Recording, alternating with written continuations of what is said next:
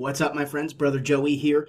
I wanted to do a quick update in this video here on the whole situation down in California, especially that of the Lake Oroville situation and the dam over there.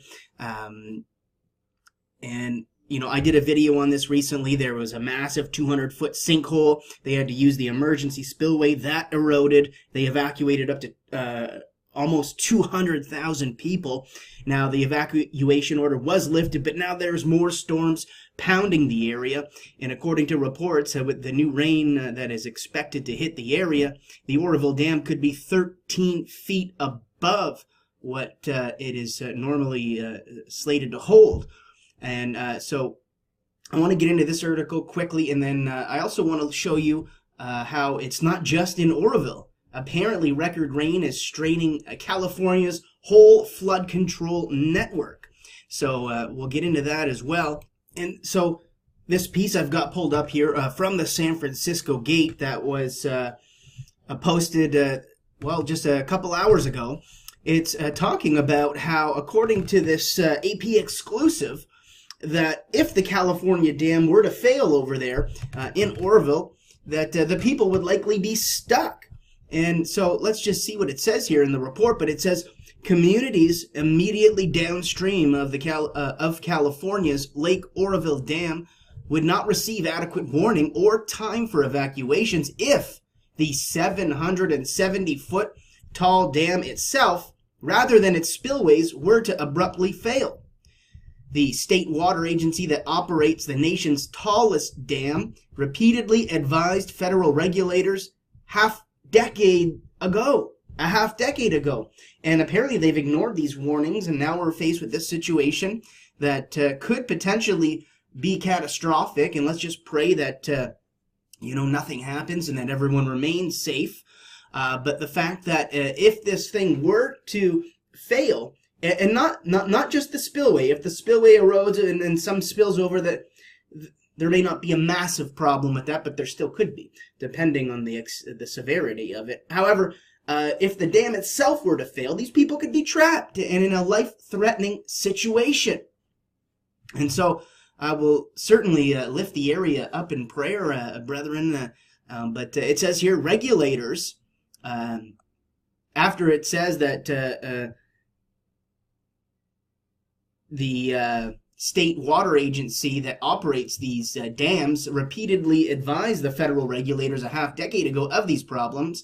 It goes on to say that regulators at the time recommended that state officials implement more public warning systems and carry out annual public education campaigns and work to improve early detection of any problems at the dam.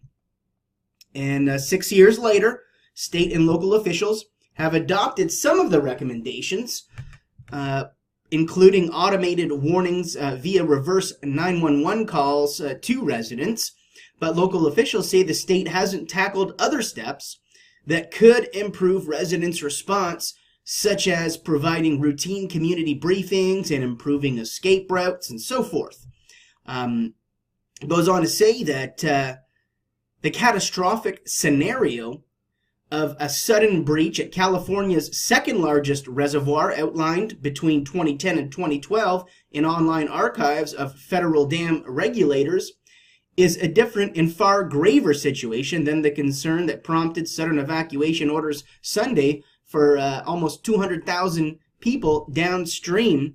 And it goes on to mention how operators of the nearly half-century-old dam in California's Sierra Nevada foothills became worried that the water cascading from the reservoir after a series of winter storms could roar uncontrolled down a rapidly eroding emergency spillway toward towns downstream. It says the shortfalls in organization as well as infrastructure to quickly get residents out were on full display in the chaotic hours after the evacuation order. Residents found themselves caught in traffic jams for hours on clogged roads, leading to some families abandoning their cars. While many local officials and ordinary people rushed to help direct traffic and help at staff emergency shelters. Evacuees also reported seeing fist fights. And as we see here, the piece goes on to mention that in an email Thursday, State Water Agency spokesman Ed Wilson said that despite the repeated back and forth correspondence between state and federal officials about reducing detection and response times in a sudden dam failure, the scenario was hypothetical and not how dams typically fail in real life. Asked Friday whether residents immediately downstream would have time and warning to get out if the dam itself failed, Sheriff Corey Hanya in Butte County, where Lake Oroville is located, answered, "It's a very, very daunting challenge," he said. And that is why we're taking steps now to refine our notification plan and our evacuation plan, potential evacuation routes, in hope that we can give people more time to exit the area should that happen. And so, according to local officials, residents and a Florida-based evacuation expert said the federal-state discussion highlights the steps that the State Department of Water Resources and others still should take to improve warning and escape for people that are downstream. And here's a quote from Kevin Zeitler, a critic of the State Water Agency's interactions with communities downstream of the dam. He said, "You know what the evacuation plan is? Get the hell out of town." And I'm not there, so I don't know the severity of it. All I can go by is by the reports, and it seems rather severe, especially when you see headings such as, that warning that, people could be trapped that live downstream if this dam does fail. Because, let's face it, weather is very unpredictable. You can look at a system and say, well, we're predicting this amount, but then it happens to be much more of a torrential downpour than you had anticipated. And not to mention, if it's warmer temperatures and the snow melt on top of all that, I mean, it could potentially present a catastrophic scenario there. And I'm not saying it will 100%, but let's keep the area in prayer that everybody remains safe and that nothing major happens in all of this. But I'll link you up to that piece. It goes on with a lot more facts about what's all going on there. I'll link you up to it in the description box below. But as we'll see in this piece here from the Los Angeles Times that was from this afternoon, it's not just the situation in Oroville. Record rain is apparently straining California's whole flood control network. And so the piece goes on to say the frantic effort over the last few days to lower water levels at the Oroville Dam after the structure's 2 spillways became damaged is part of a larger drama playing out as California rapidly shifts from extreme drought to intense deluges of rain. And it goes on to talk about how large swaths of the region are on track to experience their wettest winter on record, with many areas having already surpassed their average precipitation for an entire year. And all that water is putting new strains on networks of dams, rivers, levees, and many other waterways that are essential to preventing massive flooding during wet years such as this.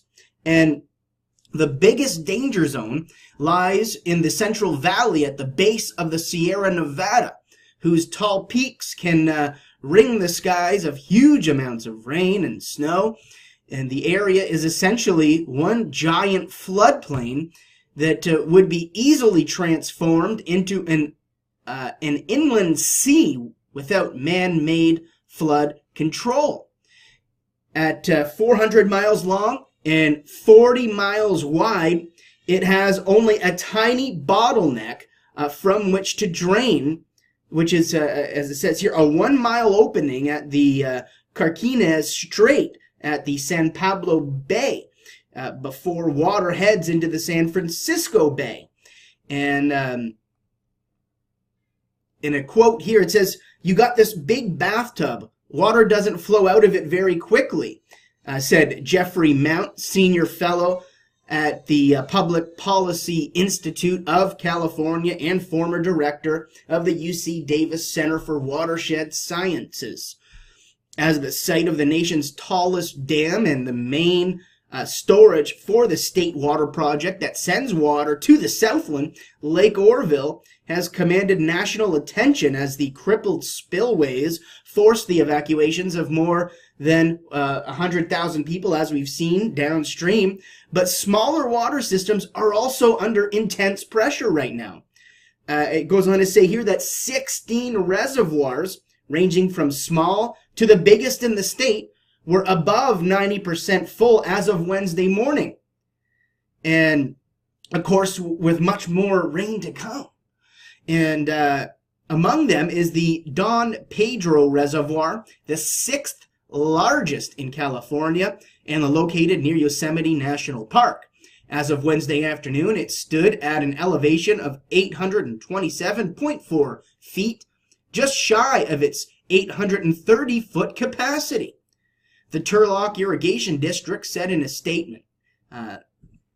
And the district continued to make releases to the Tuolumne River, if I said that correctly, which flows through the Stanislaus County and into urban centers such as Modesto. And forecasters predicting about 4.7 inches of precipitation could fall in the watershed over the next 6 days. Although the irrigation district said it does not anticipate an overflow, it advised residents of Stanislaus and Merced counties to register for emergency notifications. Then it talks about how in the Sacramento Valley, in the Shasta Dam, the spigot for California's largest water storage lake, and Keswick Dam, both released large volumes of water for multiple days into the Sacramento River. And a man by the name of George Skelton came out and he said that the dam officials should have listened to those warnings about Oroville. Now we're stuck paying the price, he said. And the National Weather Service's California-Nevada River Forecast Center warns that the San Joaquin River at Vernalis in San Joaquin County will surge into the danger state this weekend. And that's the first time this winter that the center has had made such a warning. And that could put the town of Lathrop, south of Stockton, at risk. And earlier this week, evacuation orders were issued for Tyler Island, a small farming tract in the Sacramento-San Joaquin River Delta, after a compromised levee posed a risk of flooding there. And so it goes on to talk a lot more about it. I mean, I'm not going to get into the entirety of the article, but as we see, it's not just the situation in Oroville, as that may be a focal point and has certainly been worthy of garnering the national attention that it's gotten. But as we see here in this piece from the Los Angeles Times, that it's not just Oroville, that record rain is straining California's whole flood control network.